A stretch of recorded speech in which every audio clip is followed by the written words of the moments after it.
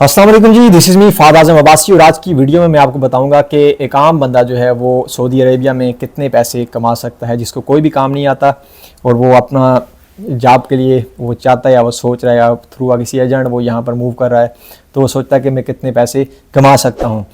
तो भाई जिस बंदे को कोई भी काम नहीं आता, तो सबसे पहले मैं आपको ये बताऊँ कि यहाँ कौन सी ऐसी इंडस्ट्रीज़ हैं जिनमें वर्कर की सबसे ज़्यादा डिमांड रहती है।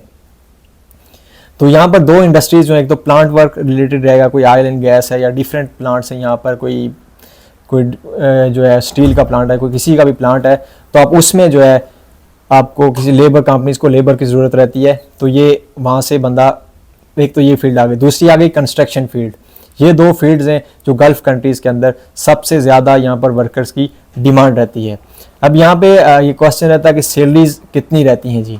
तो सैलरीज़ जो है, अगर आप एज ए रेंटल काम कर रहे हैं किसी भी रेंटल कंपनी के साथ, या बहुत सारे ऐसे छोटे छोटे मसस्से रहते हैं जो कंपनी से छोटा एक रहती है, मसस्सा उसको बोलते हैं यहाँ पर, अगर वो उसके साथ आप काम कर रहे हैं या किसी रेंटल कंपनी के साथ काम कर रहे हैं, तो आपको आवरली पर डे के हिसाब से, पर आवर के हिसाब से आपको पेमेंट करते हैं। अगर आप लेबर भी हैं और पर आवर के हिसाब से कम से कम वो आपको 10 से 12 से या 15 रियाल आपको पर आवर के हिसाब से पेड करेंगे।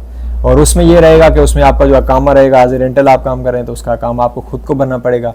तो वो एक बहुत मुश्किल रह जाता है। आपके यहाँ पर जो एक साल का काम है वो रह जाता है 12,000 रियाल का। अगर आप एक महीने में 3,000 कमा रहे हैं, उससे आपके 600 रियाल आपको फूड का चला जाएगा।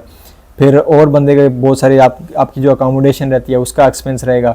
फिर साल के बाद आप अंदाज़ा लगा लेंगे 3,000 आप साल के तौर पर अगर कमा रहे हैं एज ए रेंटल, तो उसके बाद आपका कामे के पैसे निकल जाएंगे। साल के 12,000 तो आपने साइड पे वो लगाना है। फिर उसके बाद आपका कफाला रहता है, उसके पैसे आ गए। फिर आपके फूड के और बाकी ग्रासरी वगैरह बाकी मैनेज करके इसमें बहुत कम बचत रहती है। मिसाल को कहता हूँ कि इसमें 700-800 रियाल भी एक जो लेबर बंदा है वो बड़ी मुश्किल से बचाता है। लेकिन अगर आप लोग किसी कंपनी के साथ काम कर रहे हैं तो ये इसमें आप कुछ ना कुछ आपको बचत हो सकती है। अगर आप कंपनी के साथ काम करें तो कंपनी आपको बेसिक जो देगी, वो यहाँ पर जो रेट चल रहा है, डिफरेंट कंपनीज पेड कर रही हैं अपने लेबर्स वर्कर को, वो जो रहता है वो 1200 से 1500 रियाल के दरमियान रहता है।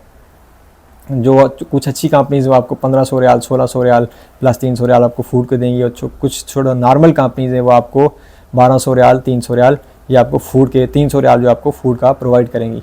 फूड में ये है कि 300 रियाल यहाँ पर इनफ नहीं है।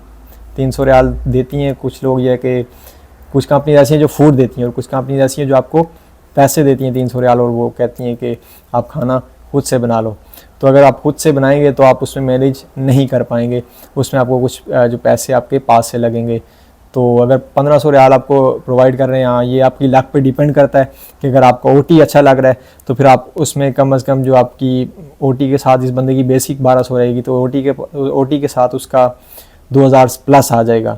अब उसमें उसके सारे एक्सपेंस निकाल के तो 12 से 1500 रियाल उसकी जो सेविंग हो सकती है किसी कंपनी में अगर वो काम कर रहा है। रेंटल का आपको मैंने पहले से ही बता दिया कि रेंटल का क्या हिसाब किताब है। तो अगर मेरी ये वीडियो आपको पसंद आई है तो मेरे चैनल को लाइक, सब्सक्राइब एंड शेयर ज़रूर कीजिएगा। Thank you so much.